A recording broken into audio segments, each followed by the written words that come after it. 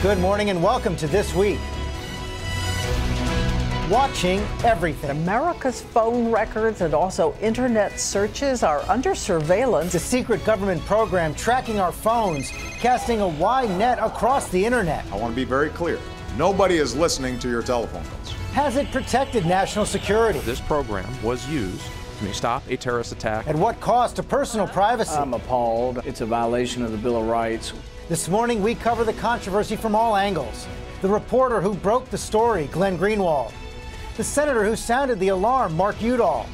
And the committee chairs who approved the programs, Senator Dianne Feinstein and Congressman Mike Rogers. Plus our Powerhouse Roundtable on that and all the week's politics, with ABC's George Will and Matthew Dowd, Nobel Prize winner Paul Krugman from the New York Times, Congressman Keith Ellison, and Greta Van Susteren from Fox News. From ABC News, This Week with George Stephanopoulos. Reporting from ABC News headquarters, George Stephanopoulos. Hello again. The secret struggle to balance national security and individual liberty broke out into the open this week after a series of blockbuster revelations starting in the Guardian newspaper. We learned that the government has the capacity to track virtually every American phone call and to scoop up impossibly vast quantities of data across the internet. And our first guest is the Guardian columnist getting these scoops, Glenn Greenwald. Thank you for joining us today, Mr. Greenwald. You are really on a roll. You broke another story yesterday showing the scale of the data collection programs. In March 2013, you report the government collected 97 billion pieces of data, almost all of it from outside the U.S. What's the key finding here?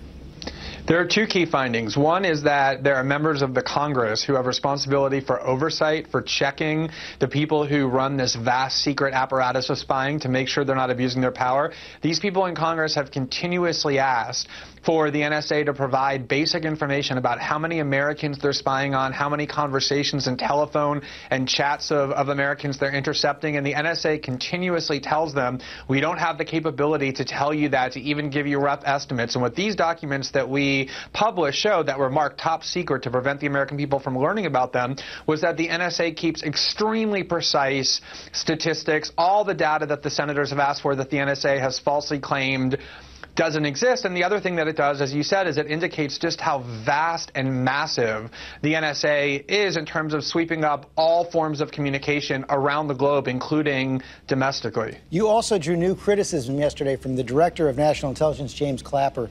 He called the disclosures reckless, said the rush to publish has created significant misimpressions, and added that the articles are filled with inaccuracies. Your response to that?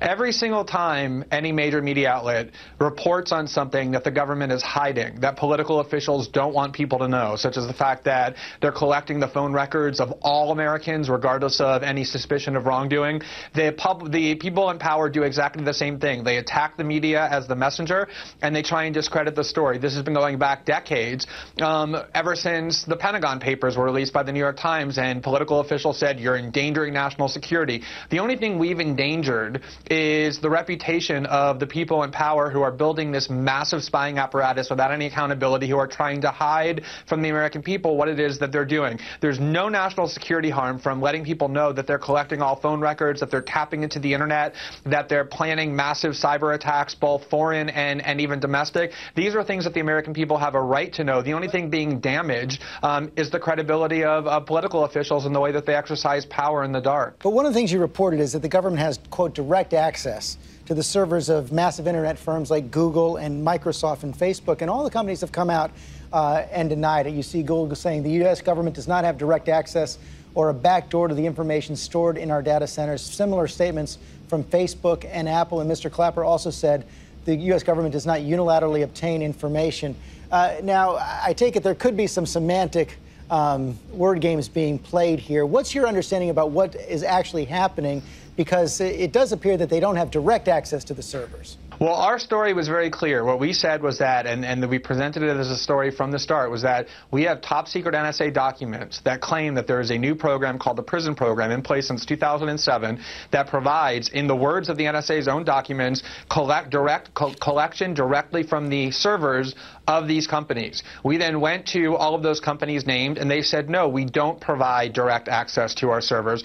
So there was a conflict, which is what we reported, that the NSA claims that they have direct access, the companies deny it. Clearly, there are all kinds of negotiations taking place and all kinds of agreements that have been reached between these internet companies that store massive amounts of communication data about people around the world and the government. We should have this debate out in the open. Let these companies that collect massive amounts of information about people and the government resolve this discrepancy in public. Tell us what it is exactly that these companies are turning over to the government and what kinds of capabilities the government is wanting to access. So we reported these discrepancies precisely because we want those parties to resolve it in public, in sunlight, and let people decide whether or not that's the kind of country they want to live in when the government can get this massive amount of information. The DNI spokesman also said that a crimes report has been filed by the National Security Agency. Have you been contacted by the FBI or any federal law enforcement official yet? No, and anytime they would like to speak to me, I'll be more than happy to speak to them, and I will tell them that there's this thing called the Constitution, in the very First Amendment of which guarantees a free press. As an American citizen, I have every right and even the obligation as a journalist to tell my fellow citizens and our readers what it is that the government is doing that they don't want people in the United States to know about, and I'm happy to talk to them at any time, and the attempt to intimidate journalists and sources with these constant threats of investigation aren't going to work. You've described your source as a reader of yours who trusted how you would handle the material. The source has also been described as a career government official who is concerned about these programs. A former prosecutor called the source a double agent. I know you're not going to reveal the source, obviously, but what more can you tell us about the individual's motivations? Well, first of all, I'm not going to confirm that there's only one individual. There could be one or more than one. But let me just make this point because I think this is so critical, because every time there's a whistleblower, somebody who exposes government wrongdoing, the tactic of the government is to try and demonize them as a traitor. They risk their careers and their lives and their liberty because what they were seeing being done in secret inside the United States government is so alarming and so pernicious that they simply want one thing, and that is for the American people at least to learn about what this massive spying apparatus is and what the capabilities are so that we can have an open, honest debate about whether that's the kind of country that we want to live in. And if people decide that yes, they do want the government knowing everything about them, intervening in all of their communications, monitoring them, keeping dossiers on them, then so be it. But at least we should have that debate openly and democratically. Unfortunately, since the government hides virtually everything that they do with the threat of criminal prosecution, the only way for us to learn about them is through these courageous whistleblowers who deserve our praise and gratitude and not imprisonment and prosecution. Finally, should we be expecting more revelations from you?